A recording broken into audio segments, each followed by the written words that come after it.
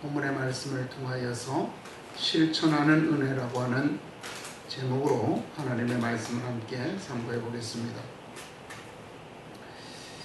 그리스도인들은 항상 불신자들에게 우리들의 믿음을 증명해 달라는, 한번 증명해 보라는 요구를 받으면서 살아가고 있습니다.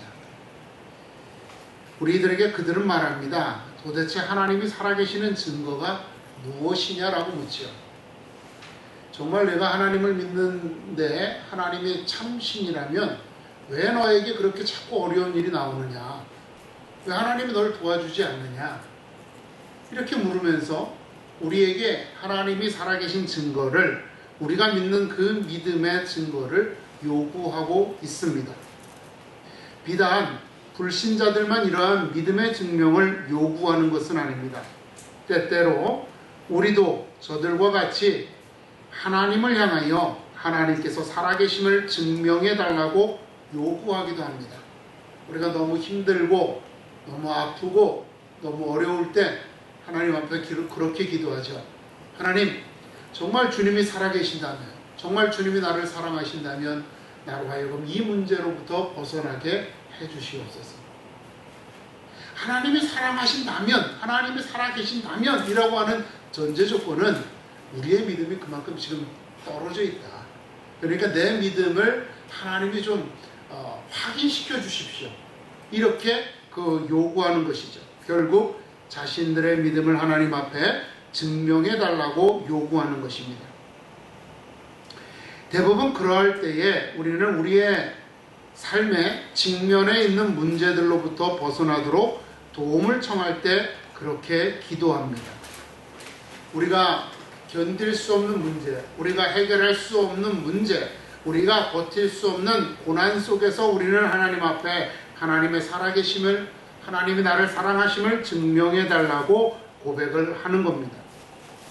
이럴 때 그 증명하는 방식은 하나님께서 우리들의 기도에 응답하셔서 그분의 살아계심을 우리들에게 증명한다라고 했을 때, 그럼 어떻게 증명해 주시기를 바라는가? 그것은 그들 혹은 우리가 선택하거나 혹은 원하는 것들이 이루어지도록 하나님께서 역사하시는 것을 통해서 증명해 달라고 요청한다는 거죠. 무슨 말이냐? 내가 몸이 너무 아파서 정말 죽을 것 같아요. 그럴 때 기도하는 거죠. 하나님, 정말 하나님 살아계신다면 내가 이 아픈 것으로부터 좀 벗어나게 해주십시오. 무슨 말이에요? 하나님이 날 사랑하신다는, 하나님이 살아계신다는 것이 내가 지금 직면에 있는 나의 병이라고 하는 문제가 해결되는 것을 통하여서 나에게 증명해 달라고 하는 겁니다. 그죠? 그런데 이 증명해 달라고 하는 문제들이요, 우리가 해결할 수 있는 문제라면 이렇게 기도하지 않아요. 예를 들어서 머리가 너무 아파서 두통제를 먹었어요. 진통제를 먹었어요. 그래서 머리가 안 아파지면 이걸 가지고 하나님 앞에 기도하지 않아요. 근데 약을 먹었는데 안 나아요. 오히려 더 심해져요. 그러면 그때 기도하는 거예요. 하나님, 왜 내가 이렇게 계속 머리가 아픈지 모르겠어요. 하나님, 정말 나를 사랑하신다면 이 머리 아픈 것으로부터 벗어나게 해주세요. 라고 기도하는 거죠.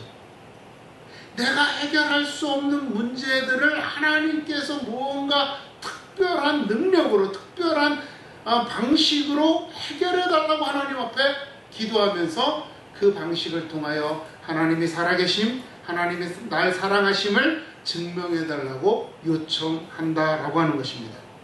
이렇게 우리는 개개의 문제에 대하여서 하나님께서 초자연적이고 초현실적이며 또 무언가 극적인 반전이 일어나는 것을 통하여서 자신들의 삶의 문제를 해결해 달라고, 그것을 통하여 하나님의 살아계심을 증명해 달라고, 하나님이 나를 사랑하고 계심을 증명해 달라고 기도하는 것입니다. 그리고는 우리의 문제가 굉장히 중요한 것처럼, 또 우리의 문제가 굉장히 심각한 것처럼 하나님 앞에 포장하거나 과장해서 이야기를 합니다.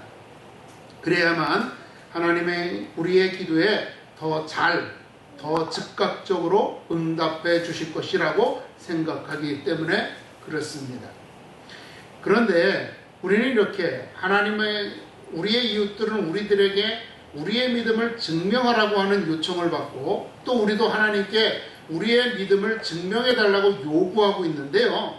사실은 성경을 읽어보면 우리는 이미 하나님의 살아계심을 증명하는 사람들이요, 하나님이 살아계심을 증명받은 사람들이다라고 하는 것입니다. 만일 하나님이 살아계심을 우리가 증명받지 못했다면, 우리의 마음속으로 그 무언가를 통하여 증명받지 못했다면 우리는 하나님을 믿을 수가 없어요. 그죠? 그리고 우리가 하나님으로부터 그 믿음의 증명을 받지 못하였다면 이 세상에서 하나님의 말씀대로 살아갈 수가 없는 것입니다. 예수님께서 부활하신 후에 제자들을 부르시고 이렇게 말씀을 하셨어요. 이에 그들의 마음을 열어 성경을 깨닫게 하시고 또 이르시되 그리스도가 고난을 받고 제3일에 죽은 자 가운데서 살아날 것과 또 그의 이름으로 죄 사함을 받게 하는 회개가 예루살렘에서 시작하여 모든 족속에게 전파될 것이 기록되었으니 너희는 이 모든 일의 증인이라 라고 말씀하셨습니다. 즉 제자들은 이미 예수 그리스도를 믿는 순간 그들은 모든 일의 증인이다 라고 말씀하고 있는 거죠. 예수를 믿는 순간 우리는 세상 사람들을 향하여서 하나님이 살아계심을 증거하는 증인이 되었다라고 하는 것입니다. 또 우리의 믿음은 하나님께로부터 증명을 받았기 때문에, 하나님의 계심을 증명을 받았기 때문에 우리가 믿고 있다라고 하는 것입니다. 그럼에도 불구하고 우리는 왜 이렇게 하나님 앞에 증명해 주시기를 요구하고 있을까요? 그것은 앞서 말씀드린 것과 같이 믿음을 증명하는 방식에 대하여서 우리가 오해를 하고 있기 때문에 그렇습니다. 아마 이것은 우리의 어떤 기독교 내의 어떤 신비적인 요소, 이것 때문에 그럴 수도 있을 것 같아요. 왜냐하면 뭔가 성경을 보게 되면 성경에 여러 가지 이적과 기사가 일어나는 것을 통해서 하나님이 살아계심을 증명하는 것을 우리가 볼 수 있단 말입니다. 그러다 보니까 오늘 우리도 하나님의 살아계심에 대한 증명을 성경에 기록되어 있는 무언가 어떤 특별한 일들을 통하여서 증명받았으면 좋겠다라고 하는 기대들이 우리들에게 있는 것이죠. 그런데 성경은 그러한 방식은 극히 특별한 일이다, 일반적인 일은 아니다라고 이렇게 우리들에게 말씀하고 있다라고 하는 것입니다. 오히려 우리가 하나님이 살아계심을 증명하는 방식은 하나님의 말씀 그리고 예수 그리스도의 가르침을 따라서 살아가는 것을 통해서 증명해야 된다라고 주님은 말씀하고 있는 것이에요. 마태복음 28장 20절에 보면 주님께서 이렇게 말씀하셨죠. 내가 너희에게 분부한 모든 것을 가르쳐 지키게 하라. 볼지어다 내가 세상 끝날까지 너희와 함께 있으리라. 이렇게 말씀을 하셨습니다. 예수님께서는 우리들에게 주님의 말씀을, 주님의 가르치심을 따라서 살아갈 것을 명령하고 있습니다. 이것이 우리가 세상에 나타낼 하나님의 살아계심과 우리가 그분의 자녀되었음과 그가 우리를 구원하심을 나타내는 유일한 방식이다 라고 하는 겁니다. 여러분 한번 생각을 해보세요.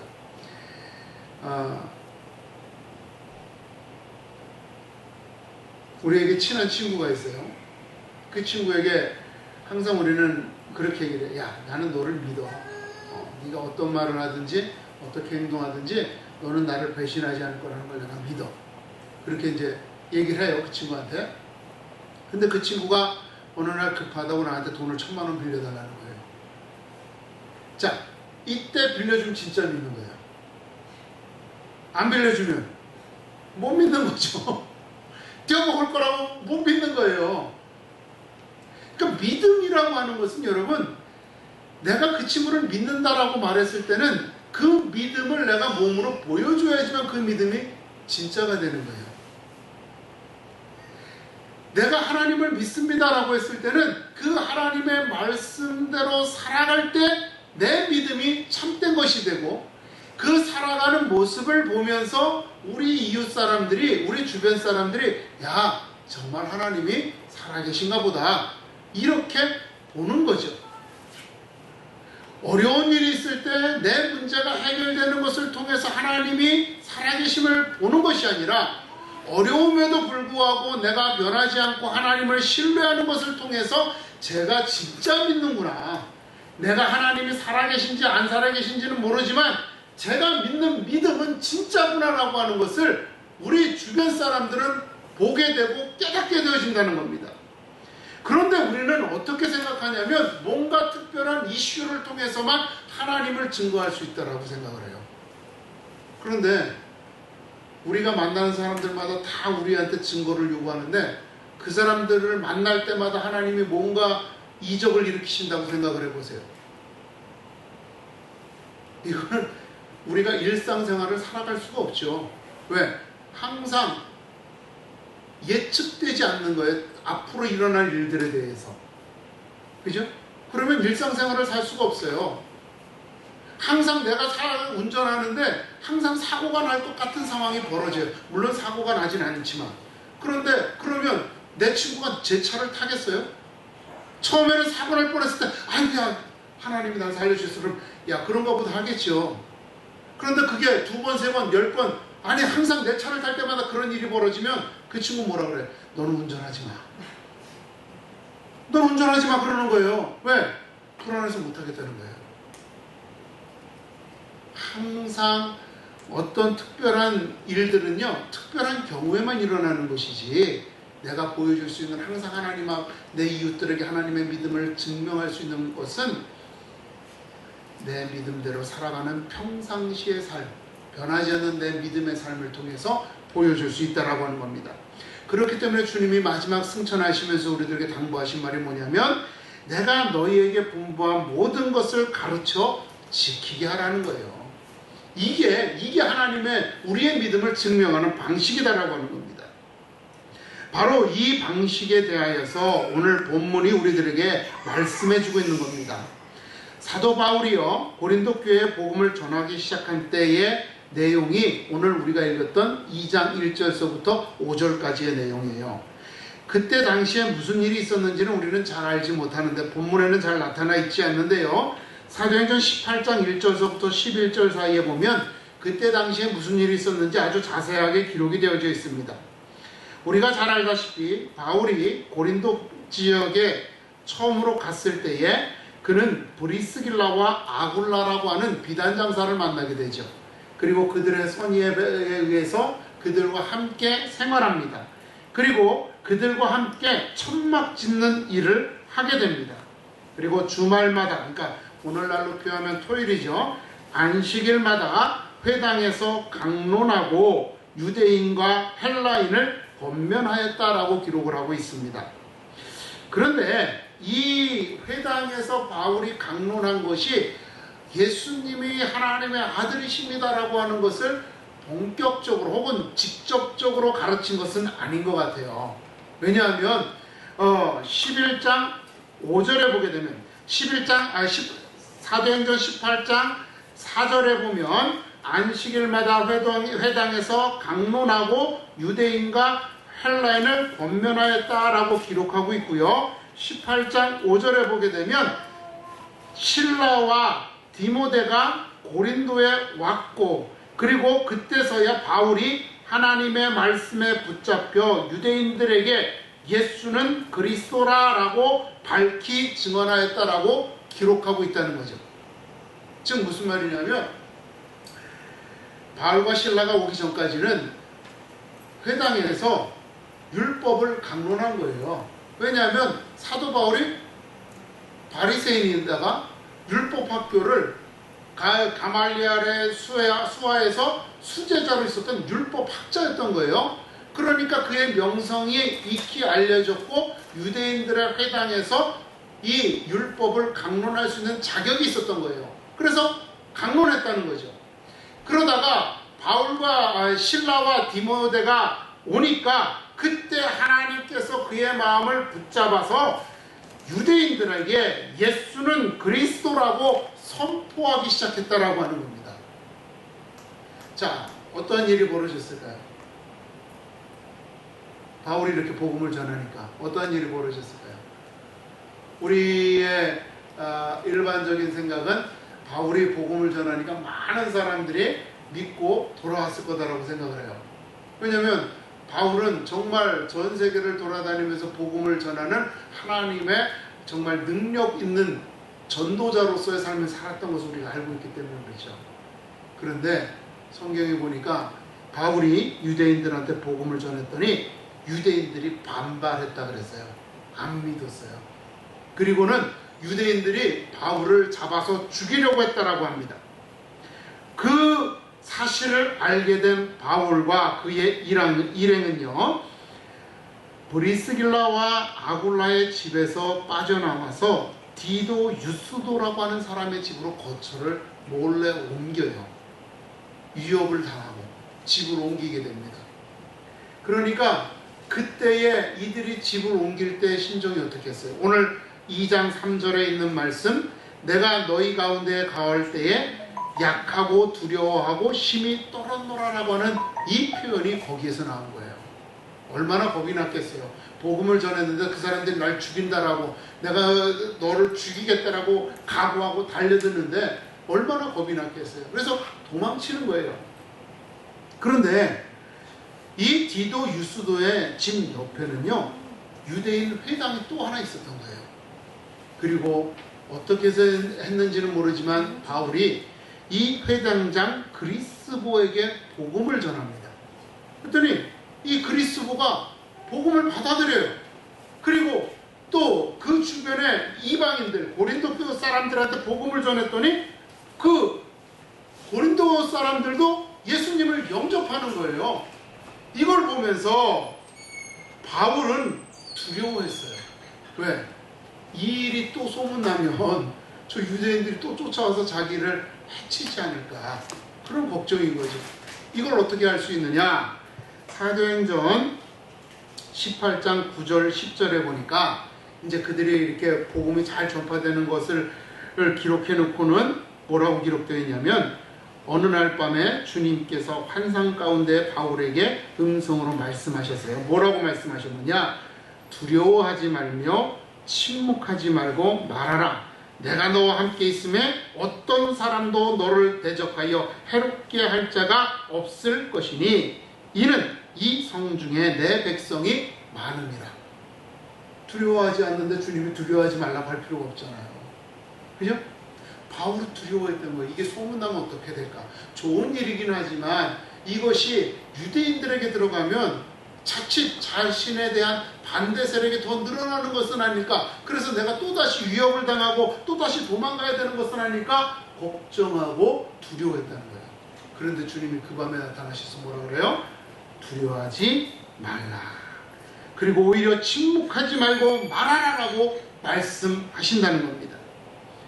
이 말씀을 듣고 바울은 용기를 내었고 이제 고린도 지역에서 1년 6개월 동안 복음을 가르치면서 교회를 세웠다라고 말씀을 하고 있습니다.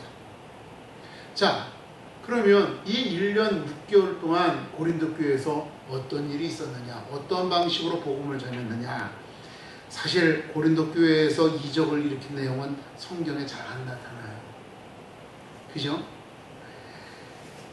그러면 어떠한 방식으로 복음을 전했느냐? 오늘 우리가 읽은 본문의 말씀을 보게 되면 잘 나와 있죠. 4절에 보니까 내 말과 내 전도함이 설득력 있는 지혜의 말로 하지 아니하고 다만 성령의 나타나심과 능력으로 하여 너희 믿음이 사람의 지혜에 있지 아니하고 다만 하나님의 능력에 있게 하려 하였노라.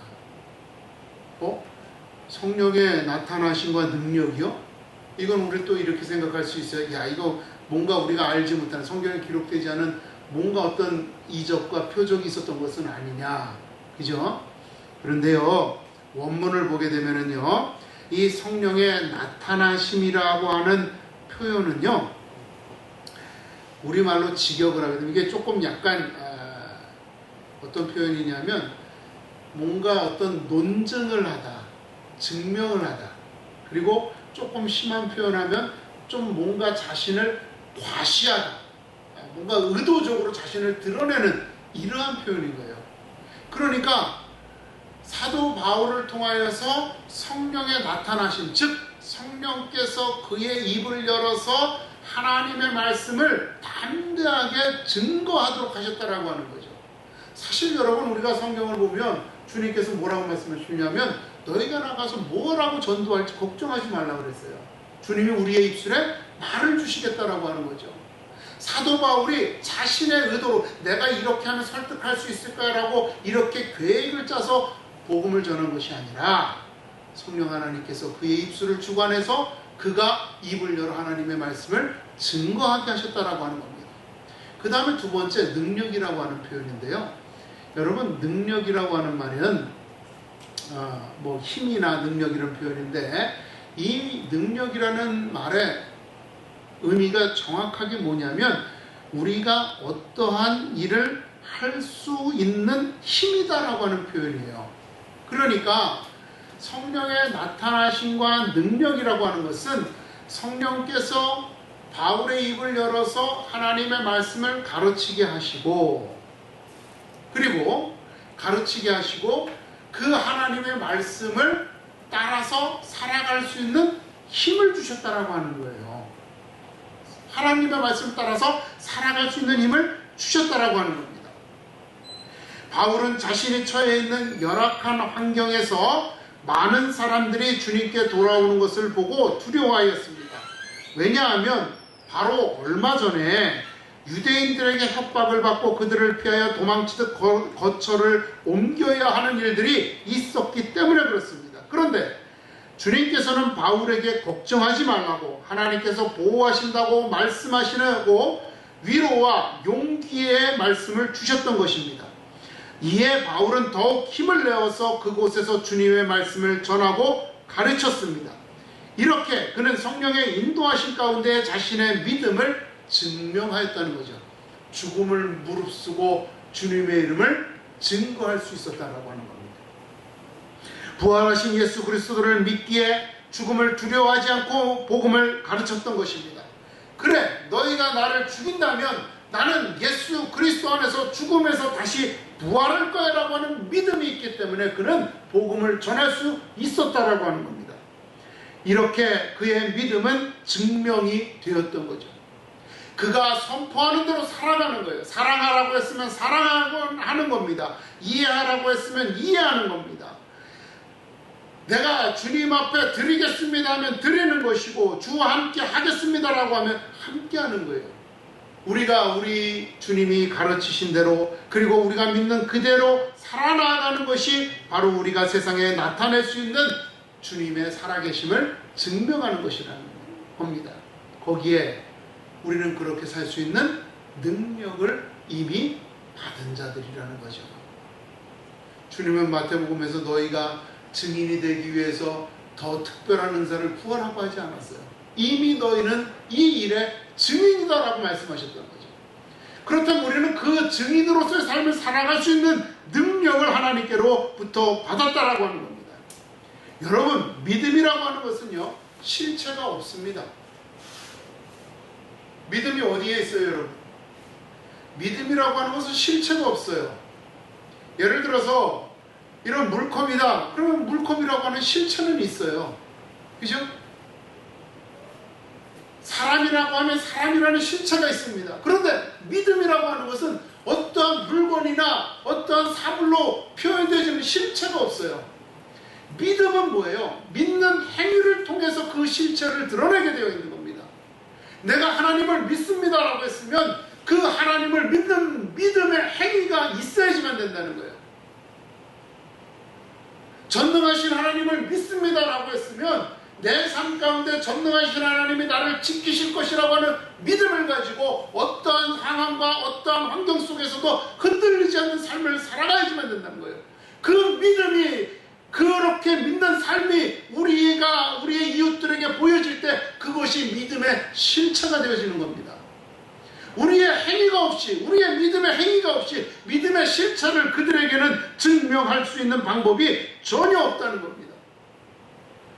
사도 바울은 로마서 15장 13절에서 이렇게 말합니다. 소망의 하나님이 모든 기쁨과 평강을 믿음 안에서 너희에게 충만하게 하사 성령의 능력으로 소망이 넘치게 하시기를 원하노라. 소망의 하나님이 우리에게 역사하셨으면 그 하나님, 소망의 하나님을 내가 믿으면 나는 소망 가운데 살아가야 된다는 거예요. 나는 소망의 하나님을 믿기 때문에 나는 소망 가운데서 살아간다라고 하는 겁니다. 어떠한 어려움 속에서도 절망하지 아니하고 소망 가운데 살아가는 그 삶을 통하여 소망의 하나님을 믿고 있음을 보여줘야지만 된다는 겁니다. 사도 베드로는 베드로후서에서 이렇게 말합니다. 우리 주 예수 그리스도의 능력과 강림하심을 너희에게 알게 한 것이 교모의 만든 이야기를 따른 것이 아니요 우리는 그의 크신 위엄을 친히 본지라라고 말하고 있습니다. 내가 주님의 사랑에 다시 부활하심을 받기 때문에 내가 말한다는 거예요. 내가 주님의 부활하심을 말하는 것이 증거가 되는 거죠. 못 믿으면 말할 수 없어요. 그 사람은 거짓말을 하죠. 여러분, 진짜 사기꾼은 진짜처럼 얘기한다잖아요. 거짓말인데 그것을 진짜처럼 얘기한대요. 그럴 때 사람이 속는 거예요. 왜? 그 말이 진짜 같으니까. 그 사람이 그 말을 할 때 자신이 확신에 차서 이야기를 하니까 아, 진짜인가? 이러고 속아 넘어가는 거예요.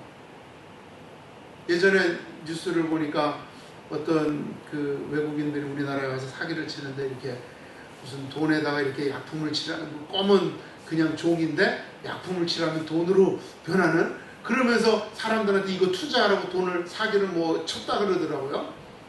근데 우리가 상식적으로 생각하면 그걸 믿을 수가 없죠. 그런데 뭔가 그럴듯하게 말을 하니까 거기에 쏘는 거예요. 그죠? 사도 베드로가 주님의 부활하심을 직접 보았기 때문에 그가 확신에 차서 말할 때 그 말이 그들에게 증거가 되었다는 겁니다. 이처럼 여러분, 우리는 믿음의 행위를 통하여서 우리의 믿음의 실체를 우리 이웃들에게 증거할 수 있고요. 우리의 믿음의 행위를 통하여서 하나님이 나를 사랑하심에 대한 믿음의 실체를 내가 발견할 수 있게 되어지는 겁니다. 이처럼 우리는 주님의 이름을 선포하고 그 가르침을 따라 살아 나아가는 자들입니다. 그리고 그러한 힘과 능력을 성령님으로부터 이미 부여받은 사람들입니다.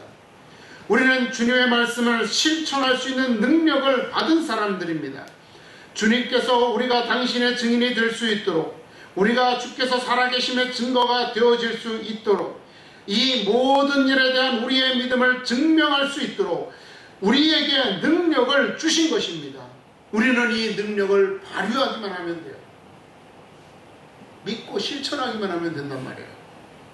그러면 우리가 이 능력을 발휘할 때 주님께서 우리를 통하여